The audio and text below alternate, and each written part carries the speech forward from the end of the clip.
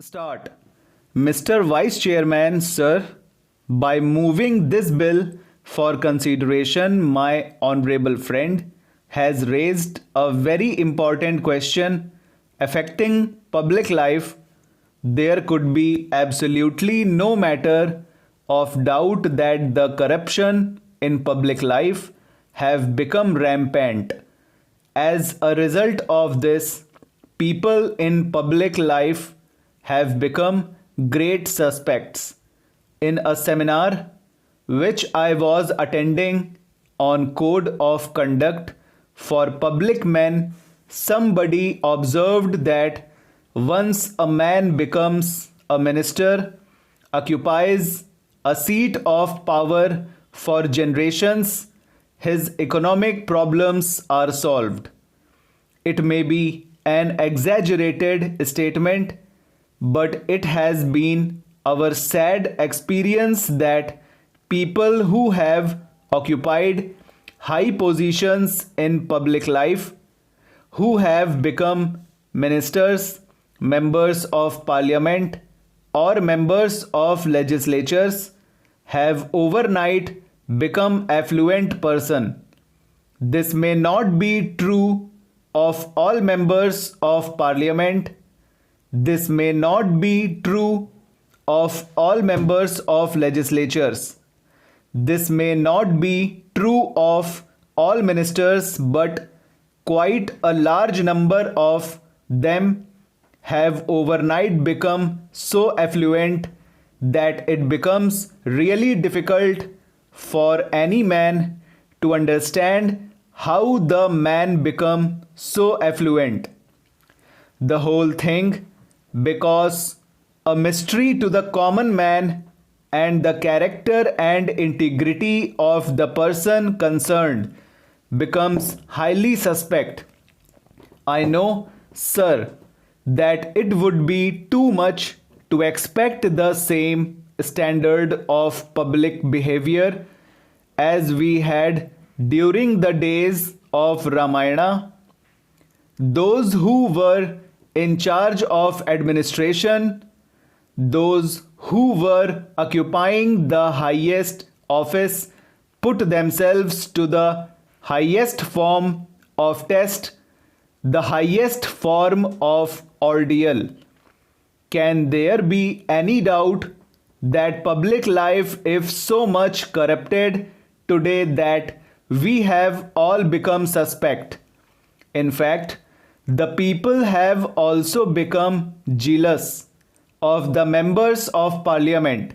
They say, somehow one has got to become a member of parliament or a member of legislature, or somehow come closer to the corridors of power. Why do they say this? Because they see the sudden change in the outlook, the behavior, the kind of living of a particular individual. But sir, the solution in this problem of corruption in public life may not be like instant coffee. The solution may be very difficult. In fact, this was pointed out by the Santhanam committee itself. In its report, it made certain recommendations that a certain code of conduct should be there, and that shall be a solution to end corruption in public life. What has actually troubled us is the variance between percept and practice in this country. When we discuss philosophy, we rise to Himalayan heights, and when it is a question of personal life, we go to the abysmal depth of the Arabian Sea.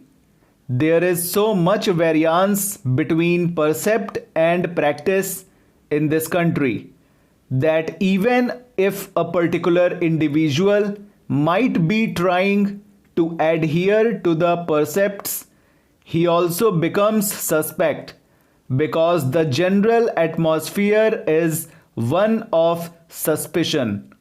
In that context, sir, I feel that something has got to be done to restore the confidence of the people in the members of parliament, in the members of legislatures, and in the ministers.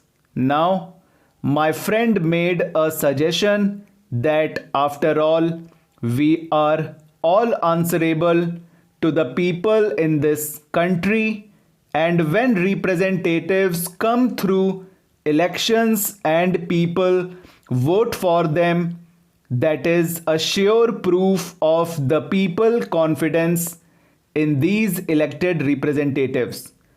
I would respectfully differ from my friend on this kind of a diagnosis or analysis of the problem that electorally everything can be solved.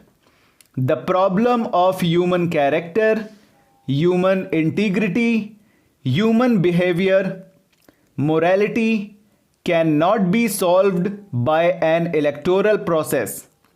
There have been men in the world who are of great moral stature, men of great character and integrity, but they never won an election. Are we not aware of Shri Rajagopalachari, who was a man of great character and integrity? Nothing can be said against him. He was a man of high moral stature, but he never won an election. He was also defeated in an election.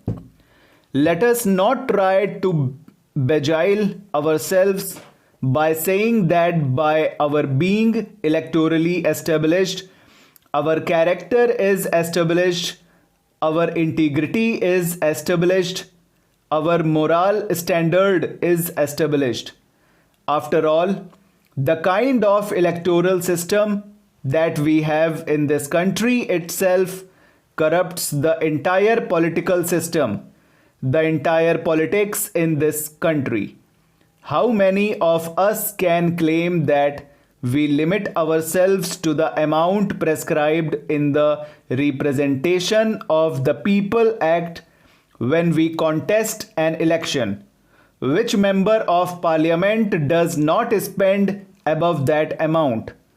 How many of us file a true return in compliance with the provisions of the Representation of the People Act? Most of the candidates file false returns, and this has been taken as an accepted way of life. Therefore, we should not expect that once it is electorally established that somebody has been elected, he must automatically be deemed to be a man of character, a man of integrity, and so on and so forth. Such a proposition, at least I personally cannot accept it. Full stop. Over.